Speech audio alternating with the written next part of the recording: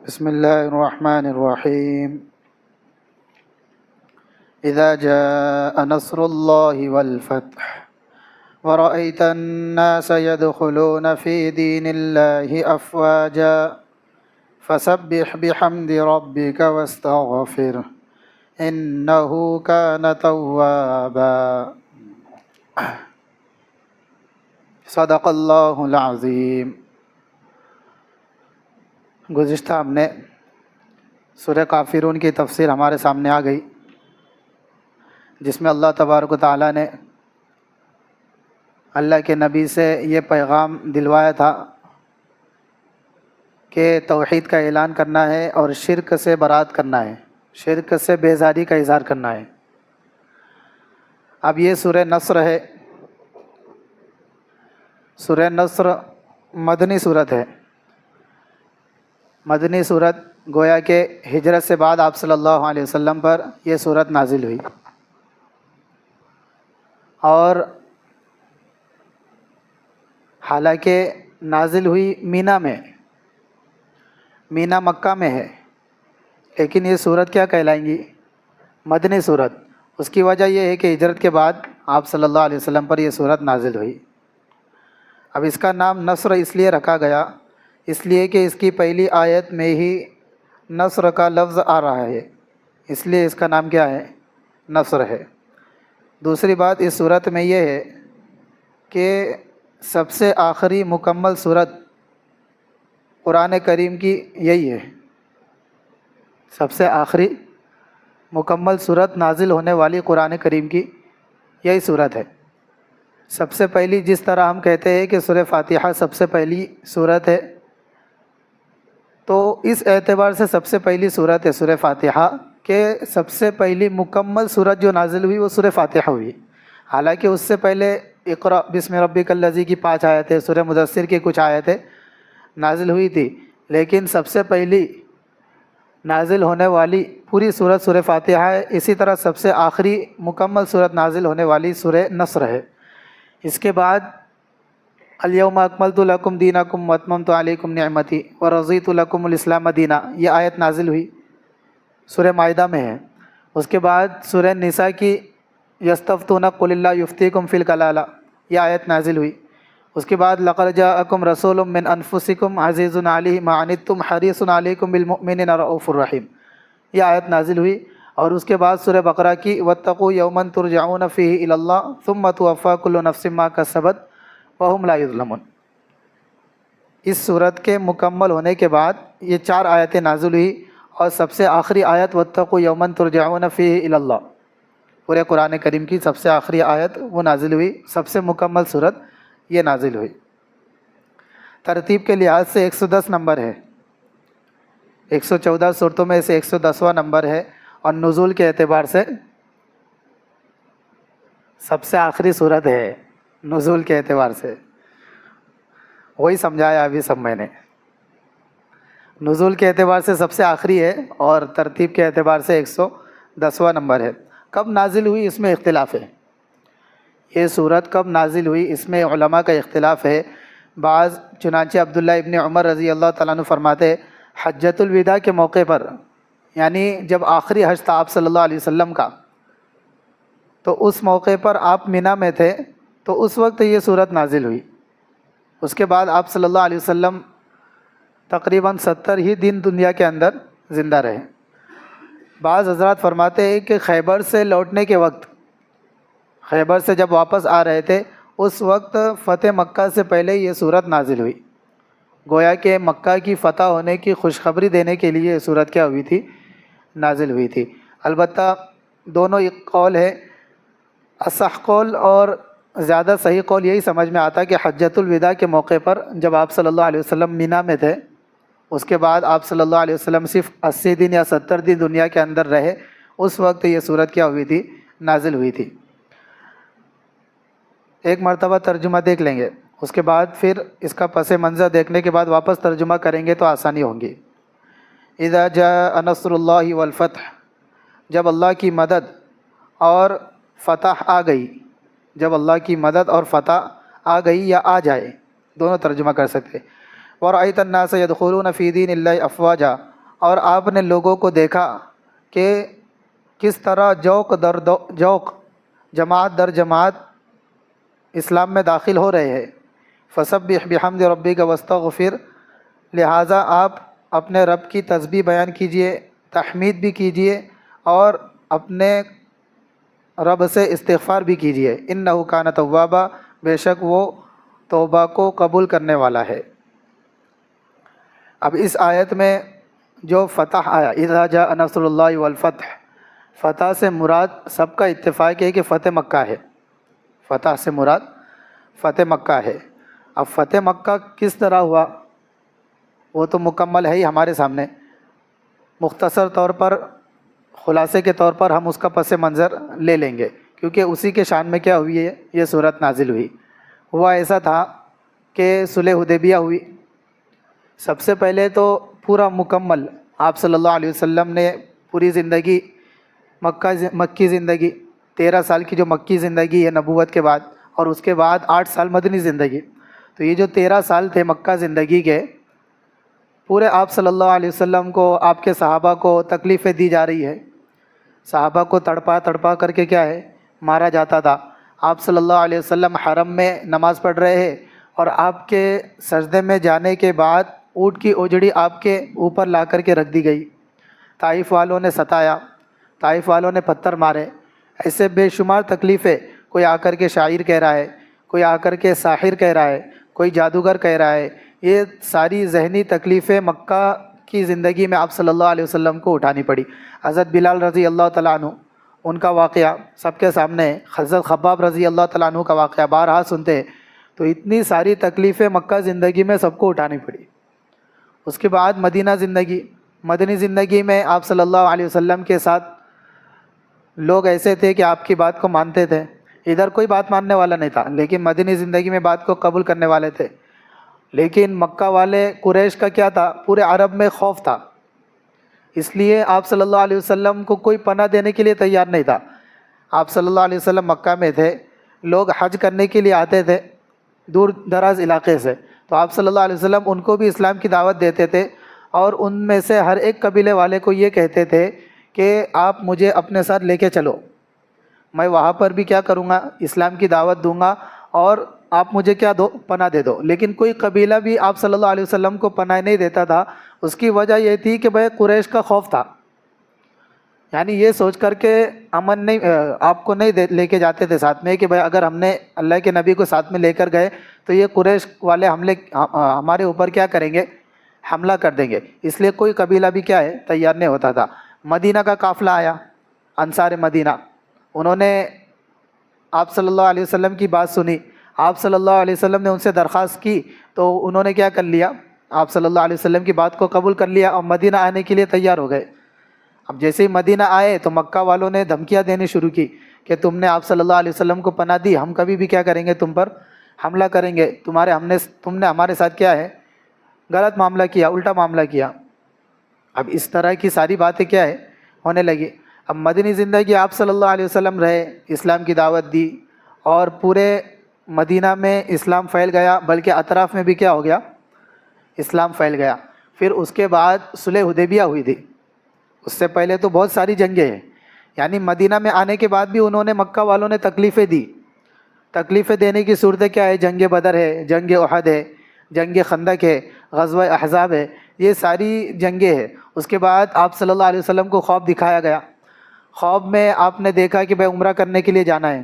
آپ صلی اللہ علیہ وسلم نے سارے صحابہ کو تیار کیا اور عمرہ کرنے کے لیے روانہ ہوئے۔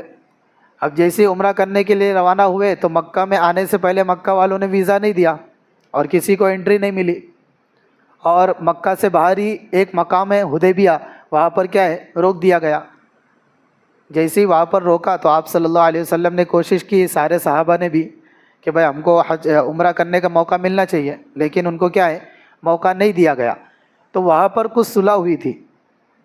صلح اس طرح ہوئی تھی کہ بھائی ابھی تو آپ عمرہ کرنے کے لیے نہیں آ سکتے۔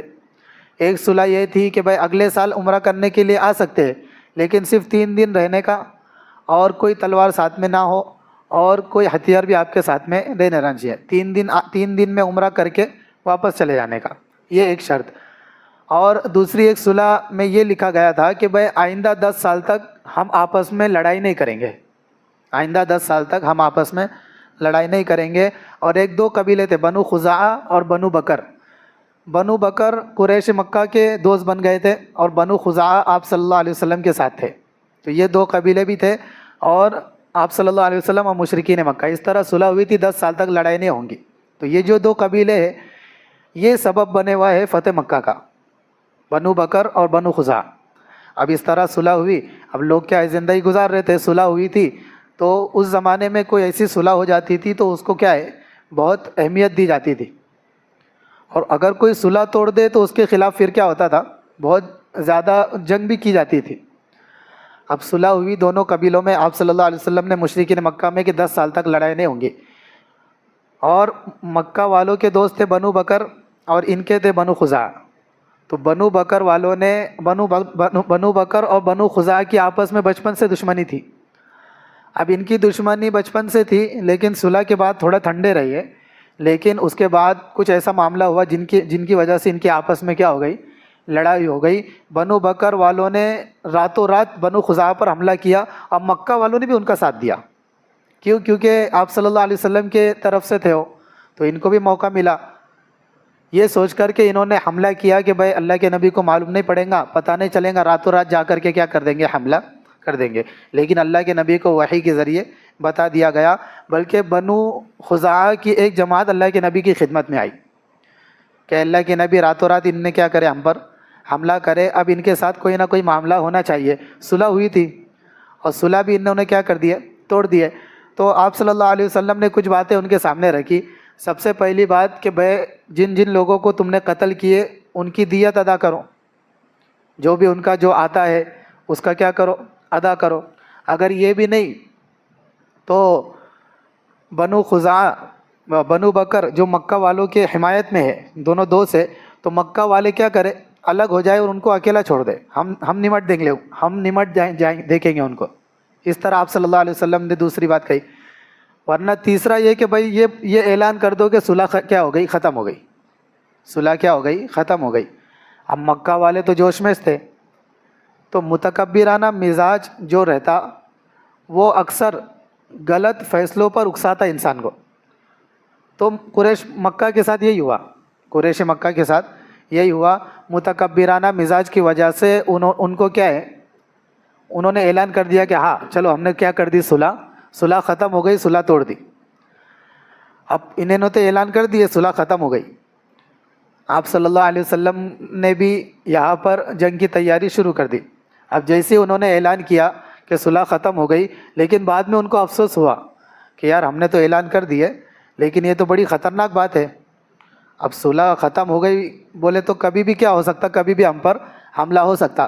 تو صلح کو رینیو کرنے کے لیے ابو سفیان کو بھیجے، مکہ سے مدینہ بھیجا گیا کہ جاؤ جا کر کے صلح کو رینیو کر کے آؤ، یعنی تجدید کر کے آؤ۔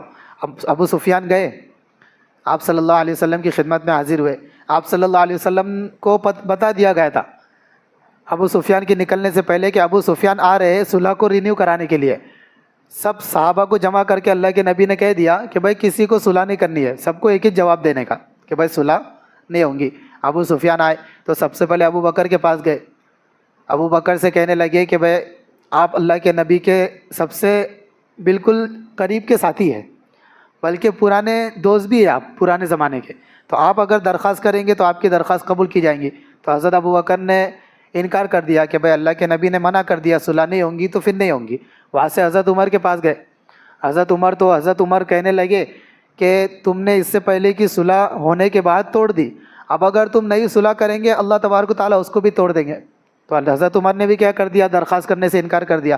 اس کے بعد حضرت علی کے پاس، اس کے پاس، سارے صحابہ کے پاس جانے کے بعد آخر میں ابو سفیان نے سوچا کہ بھائی میری بیٹی ہے، میری بیٹی ام حبیبہ آپ صلی اللہ علیہ وسلم کے نکاح میں تھی، تو میری بیٹی ہے، وہ تو میری بات کو کیا کر لیں گی، قبول کر لیں گی۔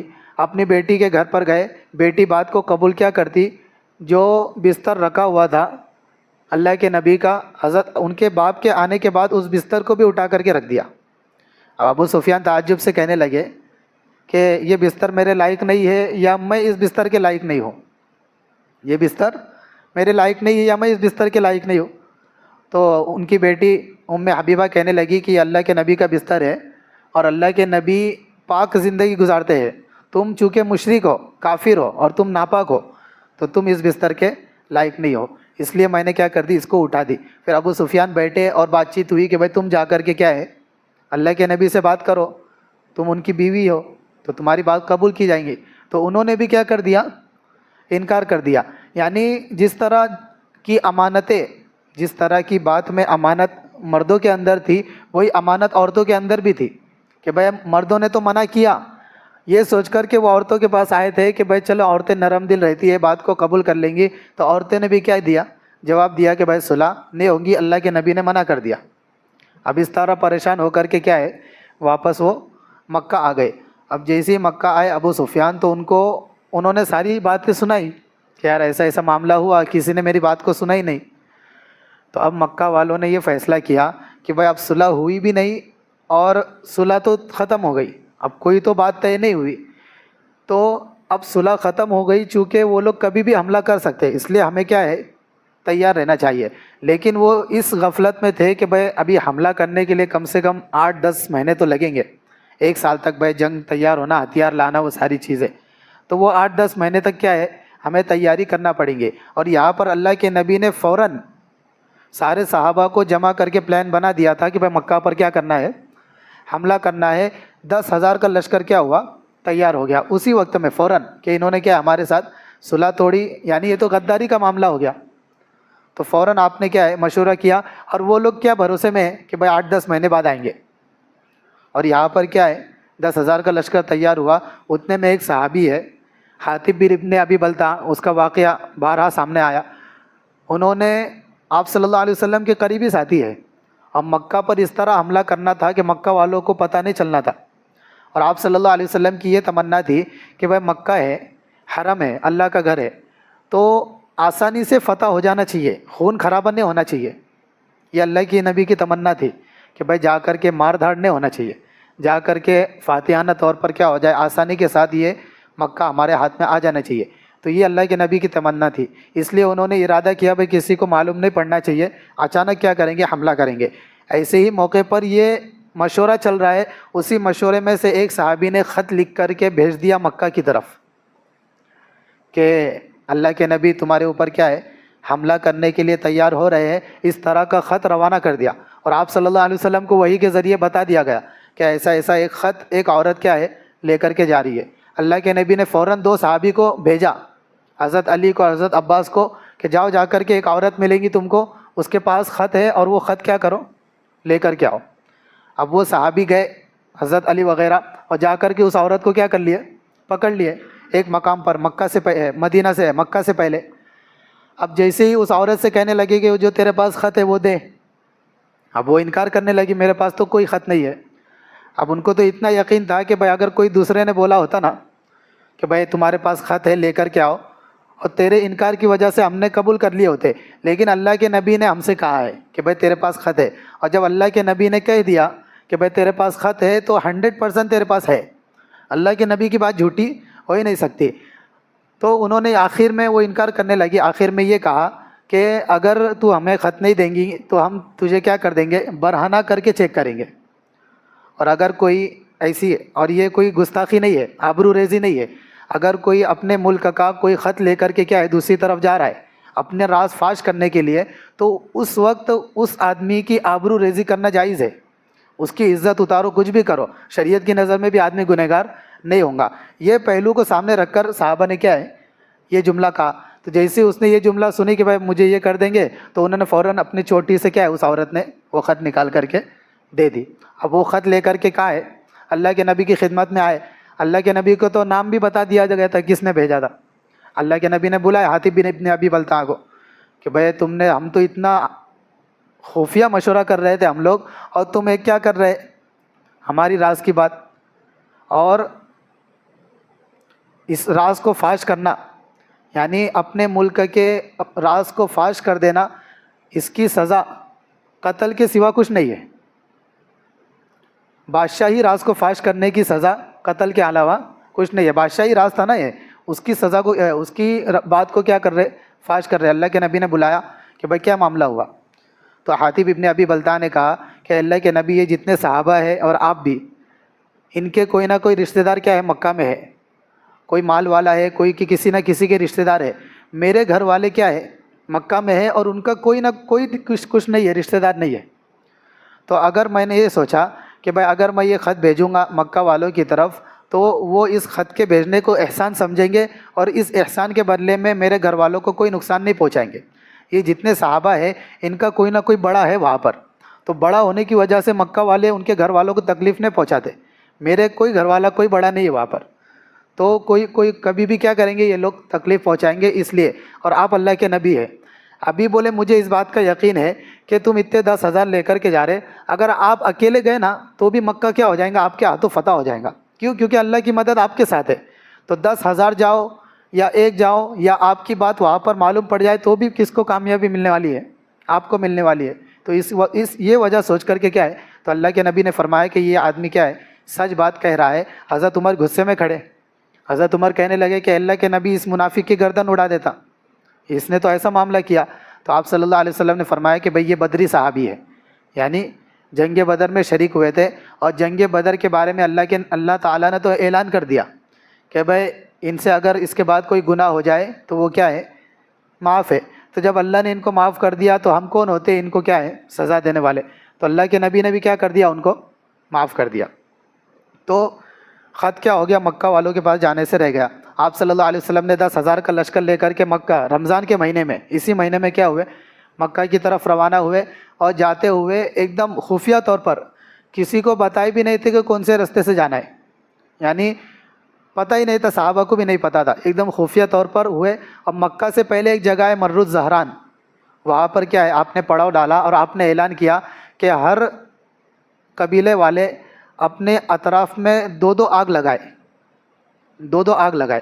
تو جب رات کا وقت ہوا تو سب نے ایک آگ کے بجائے ہر ایک آدمی ایک آگ لگاتا تھا، لیکن اللہ کے نبی نے حکم دیا کہ بھئی یہ اللہ کے نبی کی حکمت عملی تھی، یعنی جنگی مہارت تھی، ان کو پتہ تھا بھئی کس طرح کیا ہے آسانی۔ تو آپ صلی اللہ علیہ وسلم کے حکم سے سب نے دو آگ لگائے اپنے اطراف میں۔ اب ابو سفیان رات کے وقت میں پہرے داری تھی، ابو سفیان کی ذمہ داری تھی۔ ابو سفیان رات کے وقت پہرا دیتے دیتے اس مقام پر پہنچ گئے اور دیکھا کہ بھئی اتنا بڑا لشکر، کون سا لشکر ہے، کس کا لشکر ہے؟ پتہ چل گیا کہ بھئی اللہ کے نبی کا کیا ہے لشکر ہے، لیکن اللہ کے نبی کے کچھ لوگ بھی گشت کر رہے تھے حفاظت کے لیے، اس میں حضرت عباس آپ کے چچا بھی تھے، انہوں نے ابو سفیان کو دیکھ لیا۔ اب ابو سفیان کو پکڑ کر کے کہاں لے کے آئے؟ اللہ کے نبی کی خدمت میں۔ اللہ کے نبی کی خدمت میں لا کر کے ابو سفیان کو اللہ کے نبی نے دعوت دی کہ بھائی اب تو کیا کر لے، بات کو ہماری قبول کر لے، اس کو سمجھائے۔ حضرت عباس نے رات بھر لے کر کے بیٹھے دین کی بات سمجھانے کے لیے، اسلام سمجھانے کے لیے، رات بھر سمجھانے کے بعد ابو سفیان نے بات کو کیا کر لیا، قبول کر لیا۔ ابو سفیان مکہ کا سردار، لیکن کیا کر لیا، ابھی اسلام میں داخل ہو گئے۔ جب صبح صحابہ اٹھے وضو کرنے کے لیے، اٹھے تو سارے صحابہ وضو کر رہے تھے، 10,000 کا لشکر، آپ اندازہ لگاؤ۔ تو یہ 10,000 کا لشکر دیکھ کر کے ابو سفیان نے پوچھا بھئی یہ کائی کی تیاری ہو رہی، کیا مکہ پر حملہ کرنے کے لیے جا رہے؟ تو صحابہ نے کہا کہ بھئی مکہ پہ حملہ نہیں کر رہے، ابھی تو بس نماز کی تیاری ہو رہی ہے۔ تو فجر کی نماز کی تیاری کے لیے کیا ہو رہے تھے، تو وہ نظر دیکھ کر کے، وہ نظارہ دیکھ کر کے کہ بھئی سارے لوگ کیا کر رہے، وضو کر رہے، ابو سفیان کا دل کیا ہو گیا، نرم ہو گیا۔ تو اس طرح کی شکتی پردرشن جس کو بولتے ہیں اس کی اجازت ہے شریعت میں۔ آپ اندازہ لگاؤ عید کی نماز کے لیے سارے لوگ کیا کر رہے، پورا شہر میدان سے باہر جا رہا، اور ہزاروں لوگ، 3,000 4,000 لوگ ایک ساتھ نماز پڑھ رہے، وضو کر رہے، اور سب سجدے میں جا رہے۔ تو یہ دیکھ کر کے ابو سفیان اتنا خطرناک مشرک اور کفار، اس کا دل نرم ہو گیا یہ نظارہ دیکھ کر کے کہ بھائی 10,000 لوگ نماز پڑھ رہے اور وضو کر رہے، تو اس کا دل نرم ہو گیا۔ تو اگر پورا شہر باہر جائیں گا تو کم سے کم مشرکوں کا دل تو نرم ہی ہوگا، یہ نظارہ دیکھ کر کے اس کا بھی، مسلمانوں کا بھی دل کیا ہو جائے گا۔ کبھی کبھی ایسا بھی ہوتا کہ بھائی ایمان کیا ہو جاتا، یہ نظارہ دیکھ کر کے سارے لوگ سجدے میں، سب لوگ وضو میں، پورے لوگ کیا ہے نماز کے لیے باہر جا رہے، تو یہ نظارہ دیکھ کر کے ایمان میں کیا ہو جاتی، ایک تازگی پیدا ہو جاتی، جس کی وجہ سے بندے اللہ سے کیا ہو جاتے، قریب ہو جاتے۔ اس طرح کی شکتی پردرشن کی کیا ہے شریعت میں اجازت ہے۔ تو اس طرح کا کیا ہوا، واقعہ ہوا. اب سارے صحابہ کیا ہے، صبح کا ہوا، آپ صلی اللہ علیہ وسلم نے اعلان کیا کہ بھائی مکہ کی طرف روانہ ہونا ہے. اب ہوا یوں کہ آپ صلی اللہ علیہ وسلم نے ابو سفیان کے بارے میں کہا کہ بھائی ان کو ایک پہاڑ کی جگہ پر کھڑے کر دو، ایسی جگہ پر کھڑے کرو کہ بھائی جتنے بھی لشکر جائیں گا تو ان کو نظر آنا چاہیے. تو ایک مقام پر دو پہاڑوں کے درمیان میں ان کو حضرت عباس لے کر کے کھڑے ہو گئے. اب آپ صلی اللہ علیہ وسلم وہاں سے روانہ ہوئے اور مکہ سے قریب، اور آپ صلی اللہ علیہ وسلم نے ایسے ٹکڑے بنائے تھے کہ بھئی یہ انصار کا قبیلہ ہے، یہ مہاجر ہے، اور یہ ایک قبیلہ میمنہ میسرہ، اس طرح کے کیا ہے جنگ کی جو بھی تیاری ہوتی تھی اس طرح کی تیاری کرتے ہوئے کیا ہے مکہ میں داخل ہوئے. اب جیسے ہی مکہ میں داخل ہونے کے قریب تھے تو ابو سفیان جو دونوں پہاڑوں کے درمیان تھے تو انہوں نے یہ نظارہ کیا ہے دیکھا. اب جو بھی قبیلہ ابو سفیان کے پاس سے گزرتا تھا تو ہر قبیلہ والا کیا ہے نعرے لگاتے ہوئے، اللہ اکبر بولتے ہوئے، فاتحانہ طور پر کیا ہے اللہ کے نبی مکہ میں داخل ہو رہے. اب اس کا پورا نظارہ کیا ہے پیش کیا گیا. اللہ کے نبی کے بارے میں یہ بتایا گیا کہ بھائی فاتحانہ طور پر داخل نہیں ہوئے بلکہ عاجزانہ طور پر کیا ہوئے اللہ کے نبی مکہ میں داخل ہوئے. حالانکہ اتنا ستائے انہوں نے 13 سال اتنا ستائے، لیکن پھر بھی آپ صلی اللہ علیہ وسلم نے اعلان کیا کہ جو کوئی بھی ابو سفیان کے گھر میں داخل ہو گیا اس کو ہم کیا کر دیں گے، چھوڑ دیں گے. جو حرم میں آ گیا اپنے ہتھیار ڈال کر کے اس کو بھی چھوڑ دیا جائے گا. جس نے اپنے گھر کے دروازے بند کر دیے اس کو بھی کیا ہے امن دے دی جائیں گی. تو اس طرح آپ صلی اللہ علیہ وسلم نے اعلان کیا سب کے بارے میں. اب سارے صحابہ کیا ہے فاتحانہ طور پر، عاجزانہ طور پر کیا ہے مکہ میں داخل ہو رہے ہیں. ایک صحابہ کا ایک جماعت تھی ابو سفیان کو دیکھ کر کے کیا ہے، کیونکہ ابو سفیان سردار تھے اور سب کو ستانے میں اس سے پہلے پیش تھے، تو جو بھی وہاں سے جا رہا تو ان کے سامنے کیا ہے نعرہ مار رہا اللہ اکبر بول کر کے. تو ایک جماعت وہاں سے گزری تو انہوں نے یہ کہا الیوم یوم الملحمہ، آج تو بولے بدلے کا دن ہے، آج تو سارے کفاروں کو کیا کر دیں گے ختم کر دیں گے. آج ہم کعبے کو اللہ سے خون کے لیے کیا کر دیں گے حلال کرا دیں گے، یہ کہہ کر کے اعلان کرتے ہوئے. تو ابو سفیان تو ڈر گئے کہ اللہ کے نبی تمہارے سے پہلے ایک جماعت گئی، انہوں نے یہ کہتے ہوئے گئے یہاں سے کہ بھائی آج سب کو کیا کر دیں گے قتل کر دیں گے، تو ہمارے مکہ والوں کے ساتھ تو ایسا معاملہ نہیں ہونا چاہیے. تو آپ صلی اللہ علیہ وسلم نے غالباً سعد ابن عبادہ تھے، انہوں نے یہ اعلان کیا تھا. تو آپ صلی اللہ علیہ وسلم نے ان سے کہا کہ بھائی الیوم یوم الملحمہ نہیں، آج الیوم یوم المرحمہ، آج تو رحم کرنے کا دن ہے، آج سب پر کیا کیا جائے گا رحم کیا جائے گا. آپ اندازہ لگائیں اتنی تکلیف دینے کے بعد بھی آپ فرما رہے ہیں کہ بھائی آج سب پر کیا کیا جائے گا رحم کیا جائے گا. آپ صلی اللہ علیہ وسلم نے ان کے ہاتھ میں سے جھنڈا دے کر کے ان کے بیٹے کے ہاتھ میں دے دیا کہ بھائی ان کے ہاتھ میں سے جھنڈا لے کر کے کیا کر دو ان کے بیٹے کے ہاتھ میں دے دو. کتنی عجیب انداز کی حکمت تھی کہ بھائی ان کے ہاتھ میں سے اگر جھنڈا لے کر کے کسی کو دیے ہوتے تو آپس میں انتشار ہو گیا ہوتا. لیکن آپ صلی اللہ علیہ وسلم نے کیا کیا ان کے ہاتھ میں سے جھنڈا لیے بھی کسی کو نہیں دیے، ان کے بیٹے کو دیے کہ بھائی تم کیا کرو، ان سے تو لینا تھا لیکن کسی کو دیے ہوتے تو پھر جھگڑے ہوئے ہوتے، اس لیے ان کے بیٹے کو دے دیے کہ بھائی اپنے ہی گھر میں کیا ہے جھنڈا ہے، اس لیے کوئی ایسی بات بھی نہیں ہوئی. آپ صلی اللہ علیہ وسلم کیا ہے مکہ کے اندر داخل ہوئے. مکہ میں داخل ہونے کے بعد سب لوگ کیا ہے ڈر گئے. اب 10,000 کا لشکر ایک ساتھ کیا ہو رہا ہے داخل ہو رہا ہے. آپ صلی اللہ علیہ وسلم کعبے کے پاس گئے، کعبے کے پاس جا کر کے کعبے کی چابی منگوائی. عثمان بن طلحہ کے پاس چابی تھی، چابی منگوا کر کے کعبے کے اندر داخل ہوئے، نماز پڑھی اور اس کے اندر تصویریں تھیں ابراہیم علیہ السلام کی، اسماعیل علیہ السلام کی، وہ تصویر نکال کر کے آپ صلی اللہ علیہ وسلم نے پھینکنے کا حکم دیا. اس کے بعد واپس باہر آئے، سارے مکہ والے کفار مکہ جتنے بڑے بڑے سردار تھے سب کھڑے ہوئے تھے. آپ صلی اللہ علیہ وسلم نے فرمایا کہ تم کو معلوم ہے میں تمہارے ساتھ کیا معاملہ کرنے والا ہوں. تو سارے مشرکین کہنے لگے کہ اللہ کے نبی آپ کریم ہیں، شریف ہے، آپ تو ہمارے ساتھ اچھا ہی معاملہ کریں گے. آپ صلی اللہ علیہ وسلم سب اس ڈر میں تھے کہ بھائی ہمارے ساتھ بہت برا معاملہ ہونے والا ہے، کیونکہ ہم نے ان کو بہت تکلیفیں دی بلکہ ان کو ان کے وطن سے نکالا. لیکن آپ صلی اللہ علیہ وسلم نے یہ اعلان کیا کہ میں تمہارے ساتھ وہ معاملہ کروں گا جو یوسف علیہ السلام نے اپنے بھائیوں کے ساتھ کیا تھا. یوسف علیہ السلام کے ساتھ ان کے بھائیوں نے کیا کیا معاملہ کیا، ان کو کنویں میں ڈال دیے، پھر بھی آخر میں یوسف علیہ السلام نے ان کو کیا کر دیا تھا معاف کر دیا تھا. آپ صلی اللہ علیہ وسلم نے اعلان کر دیا اذهبوا انتم الطلقاء کہ بھائی تم سب کے لیے کیا ہے معافی ہے، تم سب کیا ہو آزاد ہو. لیکن کچھ لوگ تھے جن کے بارے میں اللہ کے نبی نے فرمایا تھا کہ یہ کہیں بھی مل جائے ان کو کیا کرنے کا قتل کرنے کا. صفوان بن امیہ ہے، اکرمہ بن ابو جہل ہے، وہ ہندہ عورت ہے، ایسے تقریباً 10-12 لوگ تھے، ان کے بارے میں اعلان تھا کہ بھائی اگر کعبے کا غلاف پکڑتے ہوئے بھی دکھے نا یہ، تو ان کی کیا کرنے کا، گردن اڑا دینے کا۔ اتنا خطرناک اعلان کرنے کے بعد بھی یہ 10-12 میں سے 6-7 اللہ کے نبی کی خدمت میں آ کر کے معافی مانگنے لگے۔ اللہ کے نبی نے ان کو بھی معاف کر دیا کہ بھائی جاؤ، تمہاری بھی کیا ہے، معافی۔ یعنی اتنا شفقت کا پہلو آپ صلی اللہ علیہ وسلم پر کیا تھا، غالب تھا۔ اب سارا معاملہ ہوا، چابی آپ صلی اللہ علیہ وسلم نے واپس عثمان بن طلحہ کو دے دی کہ ایک وقت تھا کہ تم نے مجھے چابی دینے سے انکار کر دیا تھا، آج میرے ہاتھ میں چابی ہے اور تم مجھ سے مانگ رہے ہو تو میں تمہیں دینے سے انکار نہیں کروں گا، یہ لو چابی، اور تمہارے ہی خاندان میں کیا رہیں گی، چابی رہیں گی۔ آج تک کیا ہے، اسی خاندان میں چابی کیا ہے، برقرار ہے۔ آپ صلی اللہ علیہ وسلم نے اس کے بعد ام حبیبہ، ان کے ایک صحابیہ ہے، ان کے گھر پر جا کر کے کیا ہے، غسل کیا، اور آپ صلی اللہ علیہ وسلم نے نماز پڑھی، مکہ میں فاتحانہ طور پر داخل ہوئے، اور جیسے ہی وہاں سے واپس آ رہے تھے تو یہ صورت نازل ہوئی۔ اب مکہ میں ہے آپ، اور سارے مشرکین ڈر گئے، سارے کفار عرب، کہ بھائی آپ صلی اللہ علیہ وسلم نے اب مکہ پر قبضہ کر لیا۔ اب جتنے آس پاس کے قبیلے تھے وہ فوج در فوج آپ صلی اللہ علیہ وسلم کی خدمت میں آ کر کے کیا ہے، اسلام قبول کرنے لگے۔ اب انہوں نے دیکھ لیا کہ بھائی قریش سب سے بڑا خاندان، اور سب اس سے ڈرتے تھے۔ اب جب انہی پر، قریش والوں پر اللہ کے نبی نے قبضہ کر دیا تو اب تو پھر تو کوئی بچا ہی نہیں، اب سارے لوگ کیا ہے، اسلام میں، یعنی ایسا لکھا ہے روایتوں میں کہ بھائی جو آس پاس کے قبیلے تھے وہ اسلام میں آ چکے تھے لیکن اظہار نہیں کیا تھا، کیوں؟ کیونکہ قریش والے کیا ہو جائیں گے، ہم پر حملہ کریں گے، ہم کو ڈرائیں گے، دھمکائیں گے، ہم کو ستائیں گے، اس لیے وہ اپنے اسلام کا اظہار نہیں کرتے تھے۔ لیکن جب اب مکہ فتح ہوا تو اب فوج در فوج کیا ہو گئے، لوگ اسلام میں آنا کیا ہوئے، شروع ہوئے۔ اسی کو اس آیت میں کہا جا رہا وَرَأَيْتَ النَّاسَ يَدْخُلُونَ فِي دِينِ اللَّهِ أَفْوَاجًا، کہ فوج در فوج کیا ہو گئے، لوگ اسلام میں آنا شروع ہو گئے۔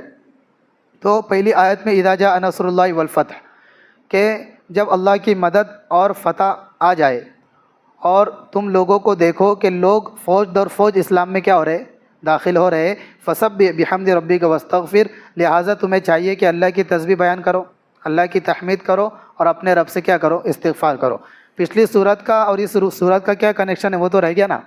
پچھلی صورت اور اس صورت میں کنیکشن یہ ہے کہ بھائی پچھلی صورت تھی قل یا ایھا الکافرون، گویا کہ اللہ تبارک و تعالیٰ نے یہ اعلان کیا کہ جو آدمی مرتے دم تک اپنے توحید پر قائم رہے گا اور شرک سے بیزار رہے گا، شرک میں مبتلا نہیں ہوں گا، تو اگلی صورت کی پہلی آیت ہے اللہ تبارک و تعالیٰ اس کی پوری زندگی مدد بھی کریں گے، والفتح، اور اس کو کیا کریں گے، کامیاب بھی کریں گے۔ تو یہ پچھلی صورت کے بعد یہ صورت لانے کی منشا یہی ہے کہ جو اپنے توحید پر قائم رہیں گا تو اللہ تبارک و تعالیٰ اس کی مدد بھی کریں گے اور اس کو کیا کریں گے، کامیاب بھی کریں گے۔ اس کے بعد اللہ کے نبی کو حکم دیا گیا فسبح بحمد ربک واستغفر، کہ بھائی اللہ کے نبی کی، اللہ تبارک و تعالیٰ کی تعریف کیجئے، اس کی تسبیح بیان کیجئے، اور اللہ تبارک و تعالیٰ کے سامنے کیا ہے، استغفار بھی کیجئے۔ جب یہ صورت نازل ہوئی تو حضرت عباس فرماتے ہیں کہ سارے صحابہ تو کیا ہو رہے تھے، خوش ہو رہے تھے، کہ سارے صحابہ اس طور پر خوش ہو رہے کہ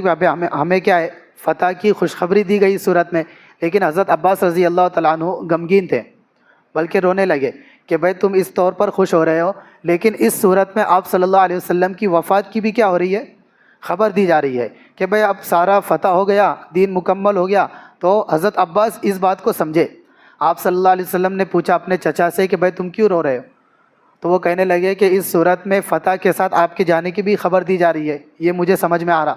تو آپ صلی اللہ علیہ وسلم نے بھی کیا ہے، ان کے بات کی تائید کی۔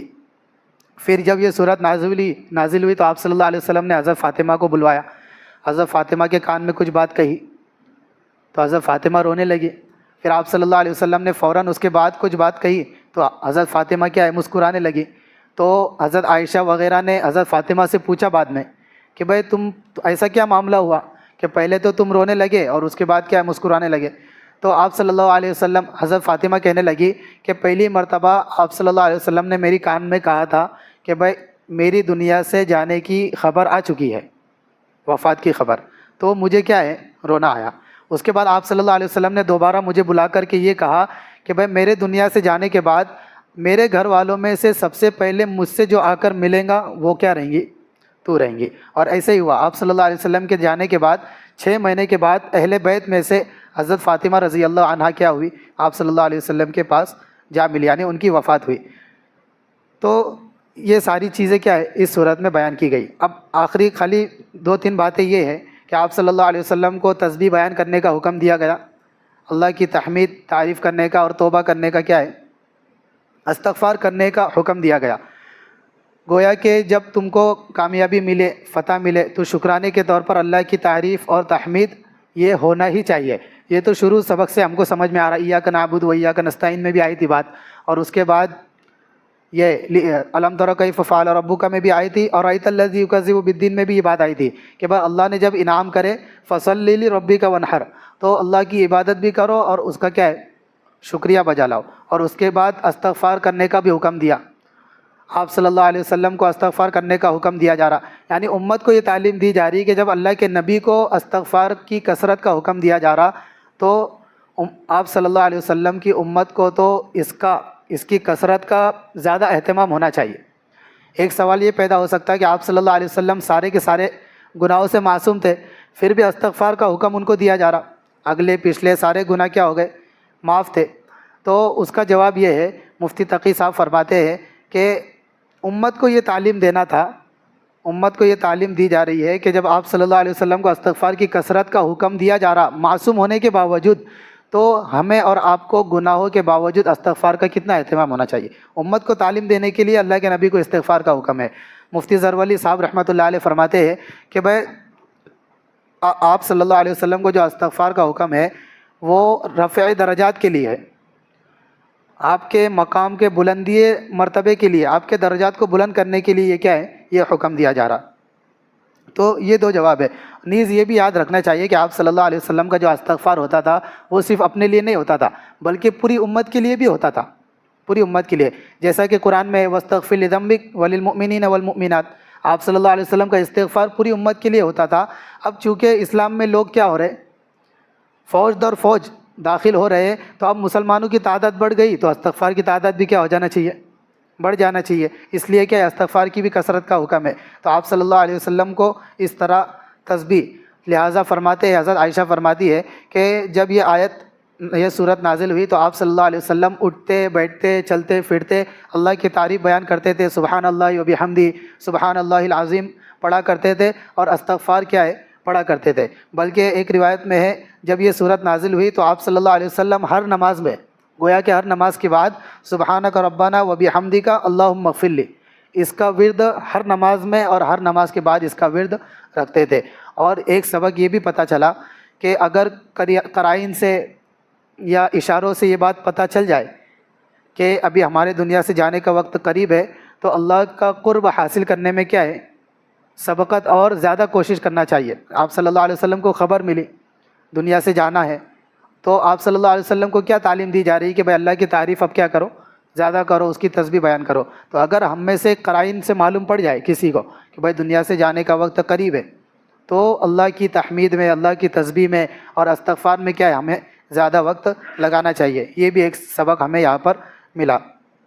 دوسری بات یہ ہے، اس صورت کے فوائد علماء نے بیان کیے کہ بھئی یہ صورت پڑھنے کے کیا کیا فائدے ہیں۔